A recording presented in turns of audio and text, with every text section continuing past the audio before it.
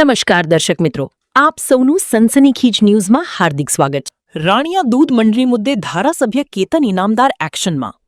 કૃષિમંત્રી જીતુ વાઘાણીને પત્ર લખી હસ્તક્ષેપની માંગ। 400થી વધુ પશુપાલકોના હિતમાં તાત્કાલિક નિર્ણય લેવા રજૂઆત। રાણિયા દૂધ મંડળીમાં દૂધ સ્વીકારવાનું બંધ કરતા ઉગ્ર રજૂઆત। નવા શિહોરા, જૂના શિહોરા, પીપળિયા, રાયપુરાના પશુપાલકોનો પ્રશ્ન। બરોડા ડેરી અમૂલ સમકક્ષ ભાવ લાભ આપે તેવી માંગ। યોગ્ય ભાવ મળે તો બરોડા ડેરીમાં દૂધ ભરવા પશુપાલકો તૈયાર। અમૂલ સમકક્ષ ભાવ, બોનસ અને પશુદાણ આપવાની ભલામણ। સમકક્ષ લાભ ન મળે તો અમૂલમાં દૂધ ભરવાની છૂટ આપવા માંગ। અસરગ્રસ્ત પશુપાલકો માટે વચગાળાની વ્યવસ્થા કરવાની રજૂઆત। બરોડા ડેરી, અમૂલ અને પશુપાલકોની સંયુક્ત બેઠક બોલાવવાની માંગ। પશુપાલકોની રોજીરોટી બચાવવા સરકાર તાત્કાલિક નિર્ણય લે, કેતન ઇનામદાર।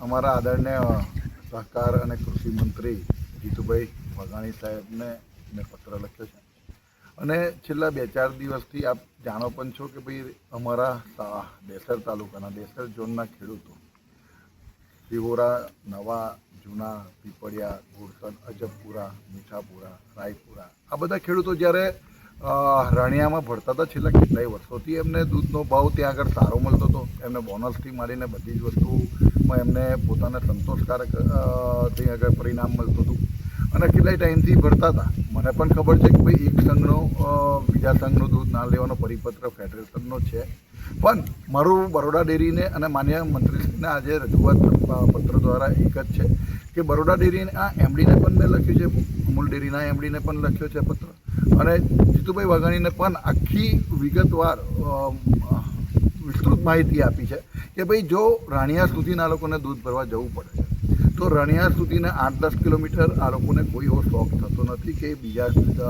સંઘમાં દૂધ ભરે। બરોડા ડેરી મજબૂત થવી જોઈએ, બરોડા ડેરીમાં જ દૂધ ભરાવવું જોઈએ અને દરેક મંડળી મજબૂત થાય, સંઘ મજબૂત થાય એવી ઈચ્છા અમારી અને પશુપાલકોની પણ છે।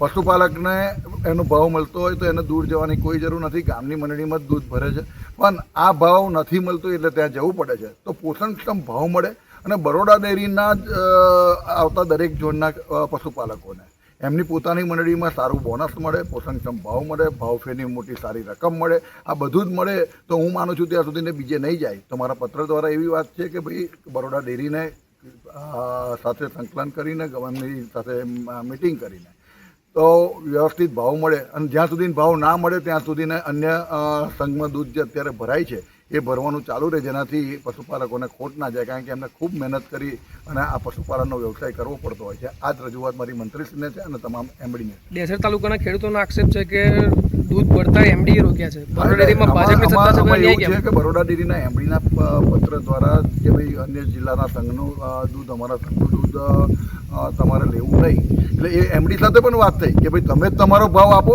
તો બીજે ના જવું પડે અને બરોડા ડેરી આપણી ડેરી છે। બરોડા ડેરી ખૂબ મજબૂત જ હોવી જોઈએ અને બધી રીતે અમે બરોડા ડેરીની સાથે છે, પણ જ્યારે પશુપાલકોની વાત આવે અને પશુપાલકોને જ્યારે ભાવ ના મળતો હોય તો જ એમને બીજે ભરવા જવું પડતું હોય છે। પોતાની જ મંડળીમાં પોતાના સંઘમાં જો સારો ભાવ મળે, સારું બોનસ મળે તો હું નથી માનતો કે બીજે ભરવા જાય। મારી પશુપાલકોની સાથે પણ વાત થઈ, એમને પણ કોઈ જોડે વિરોધ નથી, કોઈ પણ વાત નથી, આ તો સારો ભાવ મળે છે એટલે રાણિયા ભરવા જવું પડે છે, નહીં તો કોઈ પણ પ્રકારની રાજકીય ગતિવિધિ નથી।